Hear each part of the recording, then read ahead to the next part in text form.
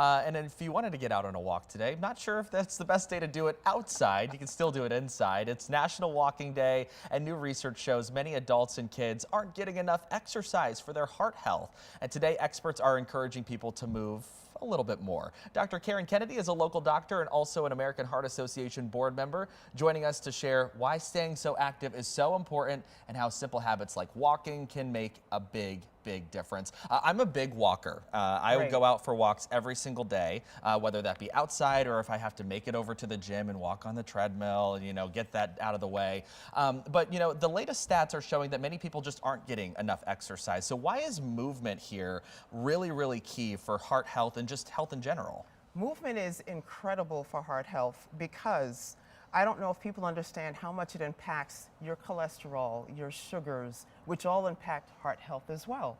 For example, if you know your numbers, your cholesterol, one of the cholesterols, the triglycerides, that can actually be decreased by 30%, one of the bad cholesterols, 30% just by walking 30 minutes every other day, as advised by the CDC. Your LDL, which is the bad cholesterol, can also decrease if you walk or if you do some kind of exercise. Your good cholesterol, the HDL, which you want to be high, HDL high, LDL low, we want that to go higher, and that also increases when you do some form of exercise, especially cardiovascular exercise. The CDC recommends, the Centers for Disease Control recommends 150 minutes of some kind of moderate intensity exercise. So we focus on walking today because today is walking day, April 2nd, and it's raining and crazy outside. It doesn't always have to be walking, Doesn't have to be walking, though. You can be moving. Exactly, you asked about moving.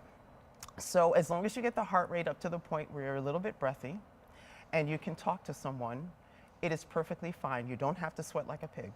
So anyway, this does help heart health, and it can decrease your cardiovascular risk of stroke and heart attack by 17% if you get regular exercise. It is absolutely wonderful. Children, you would think that we don't necessarily have to focus as much on them, but if they have risk factors for heart disease, even at their ages, if their parents have heart disease, if they are a bigger weight than they're supposed to be, right? We love everyone no matter what weight they are, but we want them to be of a healthy weight. They can actually develop heart disease later in life if they are a certain weight at that age. So we like them to keep active too. And the American Academy of Pediatrics would like them to be out and about, outside if possible, for an hour a day. Running, playing, not outside for an hour a day texting. Running, playing, doing all kinds of things. So even for children, it helps with heart health, and it's very impactful. Absolutely. So basically what you're saying, I get out there for at least an hour a day to walk. You're awesome. So I'm doing well. Yes, you're doing so well. We're going to keep on that trend, and yes, hopefully you guys at home are too. Yeah. There are some barriers and, some different aspects of life. I know that every person is different, but what are some of the barriers that might prevent somebody from getting the physical activity that they need? Oh, so the big one that I hear about a lot is joint pain. Okay. Back pain, knee pain, ankle pain, even shoulder pain. Even though you're not necessarily walking on your shoulders, you just don't feel like it because you're in pain. Pain is a big deal. It can actually lead to depression if it's uncontrolled. So that's the big thing that I hear about all the time too. So speaking with your primary care provider regarding how to control that would be one of the first steps that you do. So get that out of the way. Believe it or not, though, second point, pain can actually be helped by movement. It gets fluid to the joints. It makes the muscles feel better. It's not as stiff. People who have been in car accidents before will have back pain after the car accident, and they'll be very stiff. But the best thing you could do is not to sit.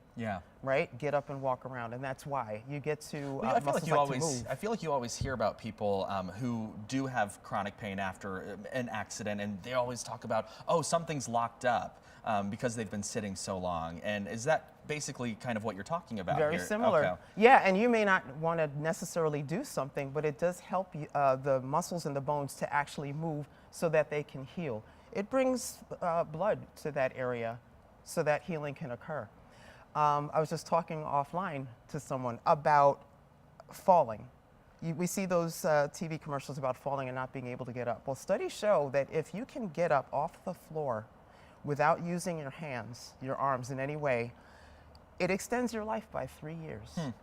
That's amazing, isn't it? So knowing how to get up off the floor and not just lay there and have your muscles and joints sit there does actually help you to live longer. So everyone should practice that no matter what age. Talk to your physical therapist, talk to your primary care provider, watch great videos on how to do that kind of thing too.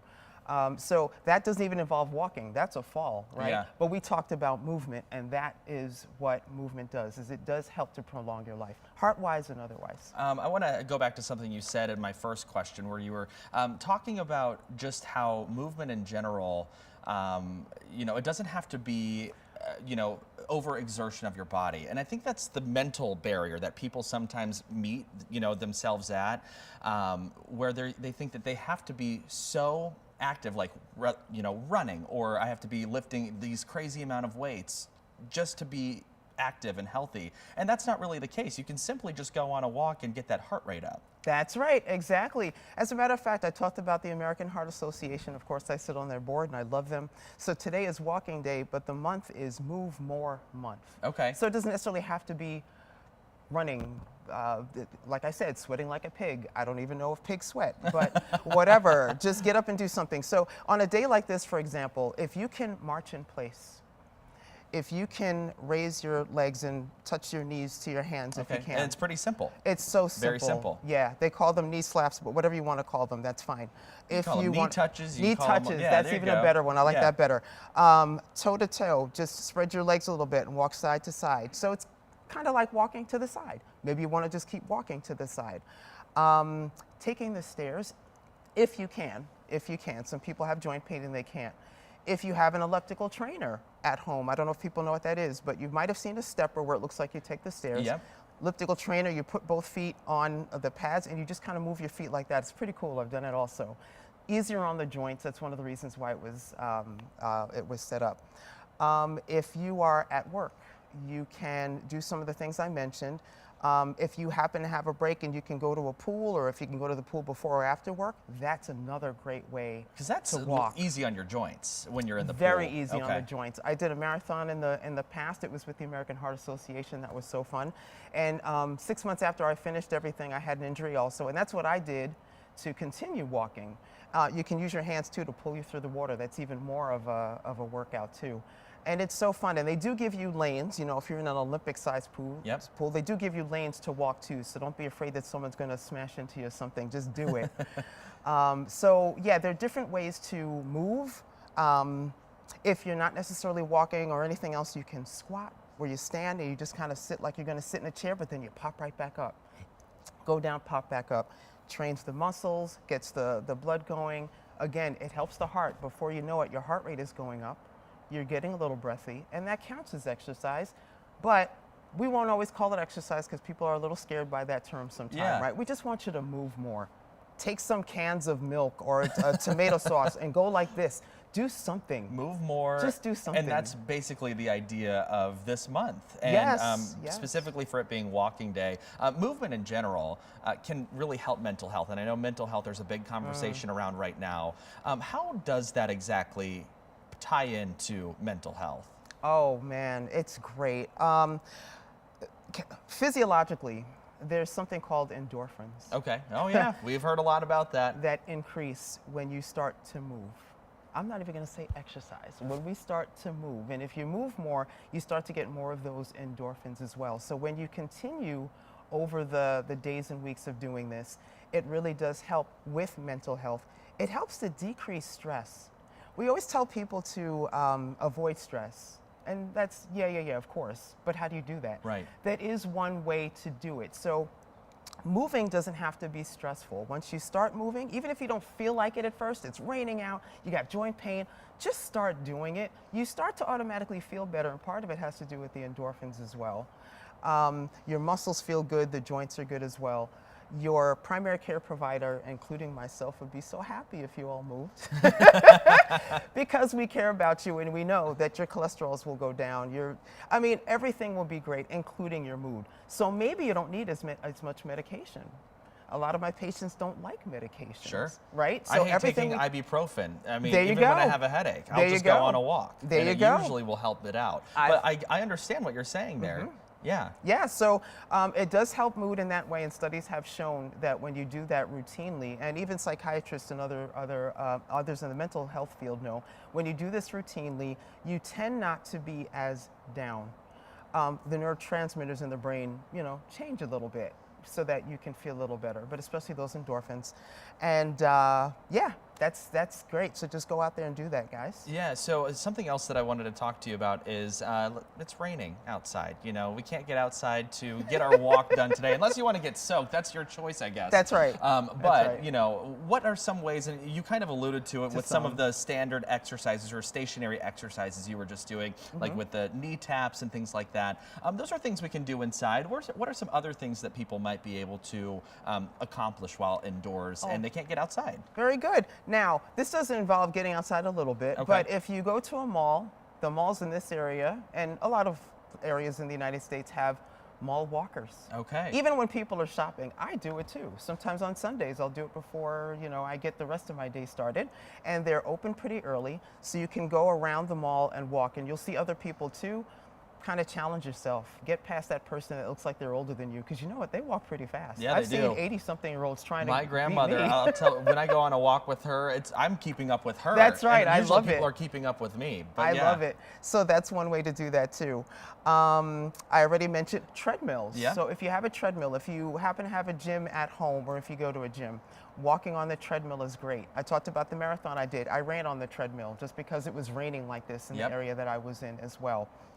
And it's important to talk about these things because in my mind, 6 months of the year in Michigan is kind of like this. It's all over the place. Yeah. It could be the Arctic tundra, it could be the Amazon. It doesn't matter in the same day. So you have to find ways to work out anyway. So those are some key things that are easy. There is one other thing I'll mention for people who have joint pain and they have to do something in the home. There is a wonderful program. It was invented by a nurse years ago. It's called Sit and Be Fit. And you sit, and I actually did it once also, and I was pretty impressed. And she has you do things with your legs and with your arms and lifting bottles, like I was saying. Yeah. I believe she is on TV. She is online as well, I believe, and there are DVDs that you can use. So if you still have DVDs, right. am I dating myself? DVDs and other things, you can use those as well to stay active. Dancing. Okay, we love a good I dance. love to dance. Yep.